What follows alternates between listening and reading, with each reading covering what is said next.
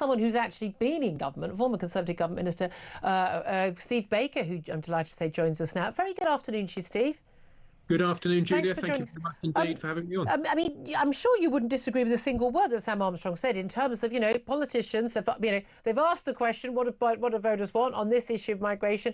And every single election, even Keir Starmer and that lot had to play along with this in 2024. They were asked, do you want more or less migration? We'd like a lot less, please. And they've been promised it. We've never got it. Why have politicians not delivered it? And do you have any faith, whether that legal or illegal, and illegal has become a much bigger issue in recent years, do you have any faith that this government is going to tackle either of them? Well, I certainly don't have any faith that a Labour government will tackle these issues. If I did, I would have joined the Labour Party, and I certainly don't. So, no, but I mean, Sam raises a very good point. I'm afraid year after year, including in manifestos on which I stood, we said we'd get migration down to the tens of thousands and then didn't. Now, I don't know why ministers didn't do that, because I was never a minister in the relevant department and didn't have the conversations within government. But honestly, I would love for successive Home Secretaries to be asked the question, why didn't you keep that manifesto? And it's not like it was 150,000 or 100,000. It went up under the Boris wave after Brexit, which is why it's even more insane when we could control the numbers, to over 1 million people. 1.2 million migrants came to this country. It was about 800,000 net in 1 year alone. Well, I'm very fond of Boris, as most people seem to be who are on the centre-right. But no, I'm not. I'm very, very conscious that if I was to criticise Boris, I get an enormous backlash. So but what? It has to be said. What? Well, it takes a bit of time to get through. I mean, it has to be said that Boris, on some of the issues that people really care about, amongst his key voters, they should be really disappointed that Boris let migration get out of control as he did. I mean, again, I really don't know what Boris, it has to be said, were doing. It was very clear that although migration for people like me was not the top issue in the Brexit vote, it was very clear people expected migration to be brought under control, and Boris didn't deliver it. He did the exact opposite, yeah. But then illegal migration has kind of taken over from that. But do you agree with Keir Starmer that Nigel Farage is scaremongering over channel migrants? No, I don't agree with him. The reality is that in politics, it's essential that you give voice to legitimate public grievances. That's part of the job. Our Parliament is a crucible for doing just that.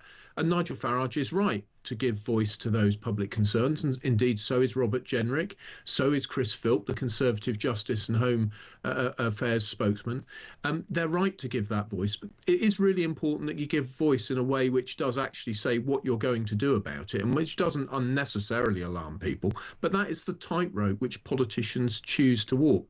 So I think if Keir Starmer is going to be critical of Nigel Farage, he should be really very specific about what he thinks Nigel's saying that's inaccurate.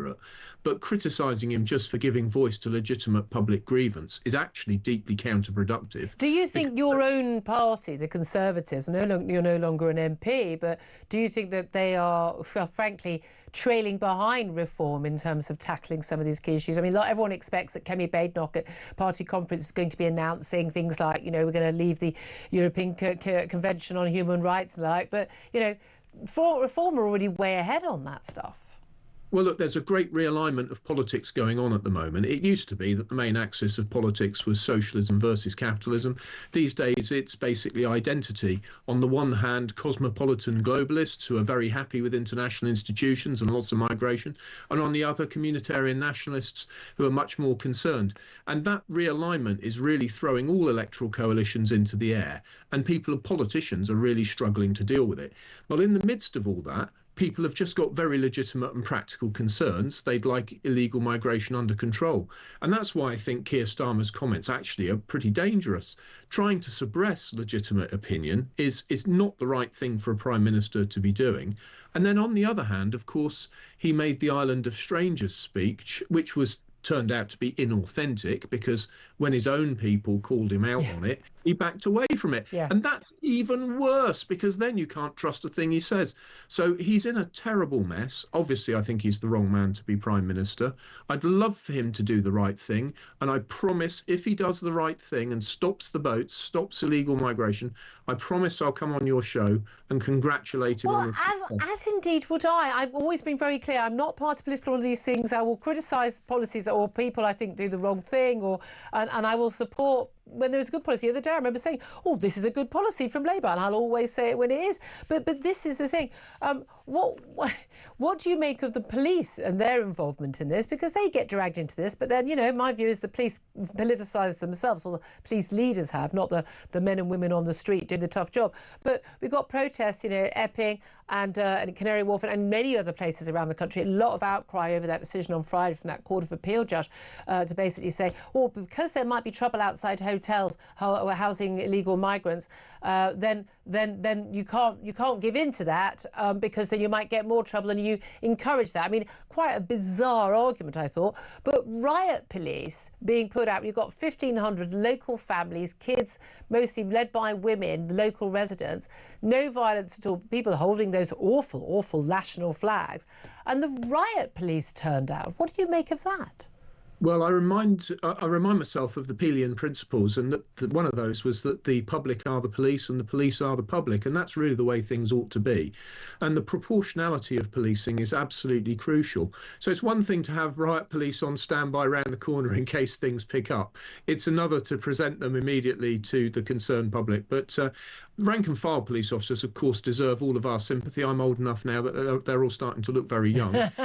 and senior police officers, while on the one hand, senior police officers are entitled to operational independence. The reason they have that is so that people aren't persecuted for political ends. The problem, of course, is that in terms of ideology and where they prioritise police action, unfortunately, it's been out of kilter with public opinion for a long time. And that's why we introduced elected police and crime commissioners. How's that worked out? Come on. Well, it's not worked out terribly well, partly because, of course, the police have resisted any kind of political control, but then they're getting it both ways because of this very political problem. I would say this is a good time for police and crime commissioners to make very clear what their police priorities ought to be, and to make it very clear that, yes, the police have got operational independence in terms of who's pursued through the courts and through the justice system, but that police and crime commissioners are entitled to say, no, that is disproportionate policing. Yeah, I see that again and again and again. Can I ask you also, I know you're a Christian and your faith is a big part of your life. What do you make of the Archbishop of York, Stephen Cottrell, criticising the Reform Party and Nigel Farage in particular, and saying that his policy on deporting migrants, policy I massively support, and indeed so does large members of the public, that this was knee-jerk and that it was not a long-term solution. He's now currently the acting head of the Church of England. Should archbishops be speaking out on political issues, and indeed speaking out saying he wants the two-child benefit cap to be axed as well? Is this his business? Is this within his remit? It shouldn't be his priority, and I wish they'd stop it. I mean, honestly, since you ask, over the years, I've really wished that bishops and archbishops would prioritise preaching the gospel. I'm confident when we get to heaven, there'll be neither borders nor boundaries and no need for child benefit. But I wish they'd help more people get there.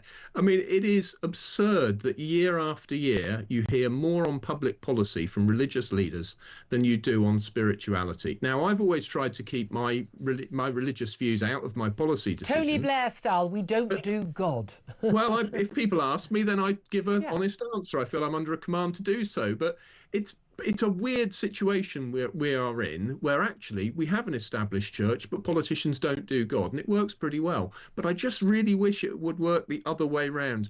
I wish the bishops and archbishops would really desist from politics and socialist pronouncements, as your previous guest said. I mean, as Gavin Ashenden, I'm all in favour of Gavin Ashenden being the new Archbishop of Canterbury. I think if he was, I think I might rejoin the Church of England from the back. Very interesting.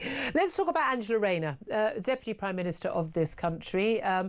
She called you lot scum at one point. Every Tory was scum. I had to apologise for that. She's also called for the wealthy to pay their fair share of tax. Like many people would argue that she's pretty well off on a six-figure salary, buying a second home. She's got a property empire. She doesn't. She's got a grace and favour apartment in Westminster as a result of her job. Not many of us get a free apartment as part of our job, but she's put her home in her constituency in Ashton-under-Lyne into a trust, avoiding inheritance tax, and conveniently around the same time buys herself an 800-grand property, a flat in Brighton, which is not where she lives or works, but in Hove near Brighton, and she's declared to the taxman that is her primary home. She's also appears to be registered to vote in all three places. Has she done anything wrong? Well, she might not have done anything wrong. And this is, of course, one of the issues with politics is that sometimes innocence is no excuse. And certainly, I mean, I nearly exploded during your news item, exploded with laughter when I heard a Labour spokesperson saying that it would be, I think they said, absurd if somebody volunteered to pay extra Yes. tax. I nearly exploded. I've spent years listening to Labour politicians saying we needed to do more against avoidance. They never popped up to say the public were right to avoid paying extra tax. I mean, it is comically hypocritical. The truth is that for politicians, particularly deputy prime ministers who perhaps aspire to replace the incumbent prime minister, should be paying the tax that Parliament intended. And I don't think that Parliament intended that people change the declaration of their main property in ways that are open to challenge, as this one obviously is, in order to diminish. She hasn't moved. She hasn't moved to Hove. That's not where she's going to be deputy prime minister of this country, is it? It's not a constituency, although some people say it's that she can run, and she's hoping to get a safer seat there. Or she's got a big threat against her in her current constituency, but it's not her main home. It's not in any meaningful way her main home. Well, that appears to be the situation, but I'm very conscious that the last thing I want is to be dragged through this controversy when actually it's all about her. She should be asked these questions over and over and over again until she's given satisfactory answers or until she's resigned. Is this just sexism or classism and everyone has a go at her because of who she is? That's what some are claiming. No, I think it's a bit daft to us when you haven't done it, but others have said she's amassing a property empire, and that is daft. To having a second home is not a property empire. Lots of people would like to just own one home. Well, indeed. And I'm getting involved with house building for precisely that reason. There are far too few homes being built. They're too expensive. And what we need is to turn house building on its head. We need to deliver far more affordable homes, low energy consumption homes that people can be proud to live in, beautiful homes for families. I would say so. Small flats in Hove don't cost 800 grand. Well, it's a pretty expensive home, isn't it? A flat that costs 800,000. And quite honestly, if she can afford it, I don't really begrudge it to her. But what I do begrudge is having spent 14 years in Parliament, listening to Labour politicians be really quite hysterical about not just tax avoidance and evasion, but tax planning. That is just arranging your affairs to pay less tax. And then at very best, it appears the Deputy Prime Minister has engaged in tax planning to minimise her tax liability. And then a spokesman pops up to say that it would be absurd if someone volunteered to pay extra tax. Well, they can't have their cake and eat it and expect to get away with it. Well, he was a local councillor. He was not official spokesman. But Steve Baker, very interested to get your thoughts, former Conservative government minister.